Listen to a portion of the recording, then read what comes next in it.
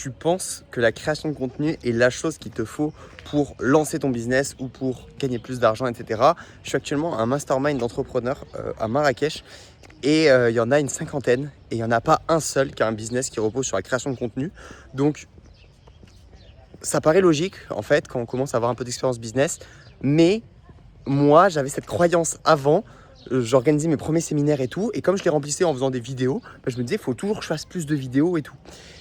Et en fait, il n'y a pas un seul business solide qui repose sur uniquement de la création de contenu organique. Quand je dis organique, donc c'est des vidéos qui sont postées et qui sont mises en avant naturellement par l'algorithme. Ça va toujours être autre chose. Donc cette vidéo s'adresse peut-être aux débutants qui n'ont pas encore conscience qu'on peut faire d'autres choses pour gagner des clients. Mais au final, la création de contenu, c'est presque le pire truc à faire parce que ça repose sur la chance. Et du coup, je ne lancerai jamais maintenant, moi, un business qui repose uniquement sur ça. Ça serait une stratégie que je pourrais mettre en place. Et en fonction du projet, en fonction du business, je pourrais me dire, ouais, ce truc en création de contenu, ça peut être viral. Ou on pourrait faire un personal branding sur le créateur de cette marque. Oui, c'est cool. Mais reposer sur ça, c'est un énorme risque à prendre et ça n'a pas de sens. Mais par contre, je vais vous partager sur quoi reposent la plupart des business des personnes que j'ai rencontrées ici. Parce que sinon, ça serait pas cool de ma part. Bon, la classique, la pub, on dépense de l'argent, c'est des créatifs, donc ça va être des photos, des vidéos, un peu comme du contenu organique, juste on va payer pour pouvoir avoir des clients. C'est le truc un peu le plus connu, je pense, pour avoir des clients, faire de la pub sur Meta, par exemple, sur Facebook, mais vous pouvez faire de la pub sur TikTok, sur Pinterest, voilà, et vous pouvez vous former assez facilement là-dessus. Il faut avoir du budget, inconvénient, ouais, il faut du budget. Après, vous pouvez commencer avec très peu de budget, avec 20 euros, 10 euros par jour. Même nous, en ce moment, nos pubs, il y a 5 euros de budget par jour qui tournent. Parce qu'en fait, en réalité, on n'a pas besoin de clients. Et si vous voulez, on a toutes nos pubs de prêt, etc. pour que les gens puissent vivre dans nos co-living d'entrepreneurs. Si ça vous intéresse, lien en description d'ailleurs, pour vivre en communauté, bien entouré, etc. etc. Mais en gros, on a des chambres si on a des chambres qui se libèrent, on n'a personne sur la liste d'attente, on ouvre les vannes, on met plus de budget pub, on a des candidatures qui tombent, bam, on a des clients et c'est magnifique et l'acquisition n'est pas un problème. Mais quand on débute, c'est souvent ça le problème, qu'on n'a pas de clients. Donc voilà une des pistes. Première piste, acquisition avec de la pub payante. Le setting, énormément de personnes en parlent. Quand on débute, on dit que c'est pas mal, etc. Sur des gros business qui tournent, il n'y a personne honnêtement qui repose sur du setting.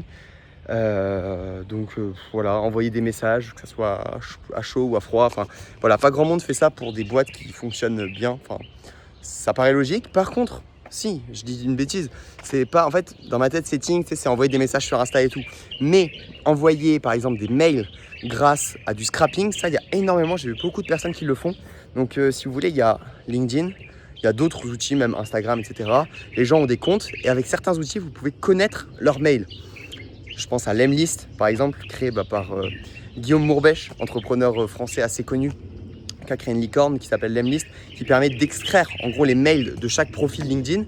Ça coûte pas très cher. Ça coûte pas très cher si vous prenez genre que quelques mails. Après, vous pouvez faire des centaines de mails par jour récupérés, envoyer des centaines, bon, plus de 100 ça bloque, mais une centaine. Envoyer 100 mails par jour automatiquement, c'est totalement possible. Donc si votre cible est sur LinkedIn par exemple, c'est quelque chose qui peut être super et que très peu de gens pensent à faire. J'ai croisé un entrepreneur justement qui arrive à avoir un business grâce à ça, entre guillemets, qui arrive à prendre des parts, etc. chez des entrepreneurs, qui les aident à mettre ça en place. Et au final, les autres gens ne connaissent pas. Donc voilà, il a un avantage de fou en connaissant ces techniques-là et en pouvant les utiliser pour son business et aussi en aidant d'autres personnes à faire ça. On va arriver au dernier point, la chose la plus utilisée par les entrepreneurs que j'ai rencontrés ici. Et c'est tout simplement le bouche à oreille, parce que c'est des gens qui sont des experts dans leur domaine. Ils sont connus, ils sont reconnus pour ce qu'ils font. Ils ont beaucoup de compétences, ils ont aidé des grosses boîtes, etc.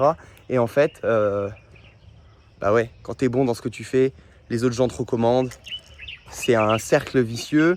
Un cercle vertueux, et il n'y a absolument pas besoin de faire de marketing ou quoi. Ce qui est problématique parce que tant que ça marche, c'est bien. Le jour où ça marche plus, faut que tu trouves des clients d'une autre manière. Donc, beaucoup de personnes qui font du conseil, qui vont faire, qui ont des compétences dans certains domaines en fait, qui peuvent aider des entreprises par exemple à le faire. C'est pas forcément des gens qui vont faire tout simplement de l'acquisition. Donc un peu le secret pour les personnes qui galèrent avec l'acquisition à avoir des clients, c'est peut-être deviens encore 10 fois plus bon dans ce que tu fais pour avoir des clients sans rien faire, qui viennent à toi, qui t'envoient des messages. Deviens un gros expert dans ton domaine. Après ça prend du temps, mais toujours pareil, beaucoup de gens veulent se lancer, etc. Si tu te lances en tant qu'expert dans un domaine, en fait essaye d'être le numéro 1 limite de ce domaine là, et c'est là que tu auras des résultats. Un truc que j'encourage souvent les gens à faire, surtout qui veulent faire par exemple du coaching, je dis un exemple comme ça, mais du coaching, c'est va te former à l'étranger, dans d'autres pays avec d'autres techniques. Je sais rien, tu fais du coaching sportif, imagine tu vas dans un autre pays où ils ont énormément de compétences, où ils ont des techniques différentes, bam, tu reviens avec un truc différent que 99% des coachs en France n'ont pas. Et donc tu pourras créer une vraie méthode différente, ou j'en sais rien, tu vois. Voilà un petit peu pour ces conseils sur l'acquisition. J'espère que ça vous aura fait un peu reculer. Le but c'est ça, des fois de l'acquisition, c'est reculer, se dire comment je peux le faire différemment. Parce qu'on est en train de faire des trucs qui ne marchent pas, genre on est là, on poste des reels et tout. Mais au final, si ça ne fonctionne pas, trouve autre chose. Il y a 10 000 manières d'avoir des clients, j'en ai évoqué quelques-unes ici. Voilà, j'espère que cette petite vidéo vous aura plu. N'hésitez pas à vous abonner à ma newsletter pour recevoir des conseils business, des actualités, suivre un petit peu ce que je fais de plus près. Voilà, je vous souhaite une très bonne journée, c'était Slofat. Ciao, ciao.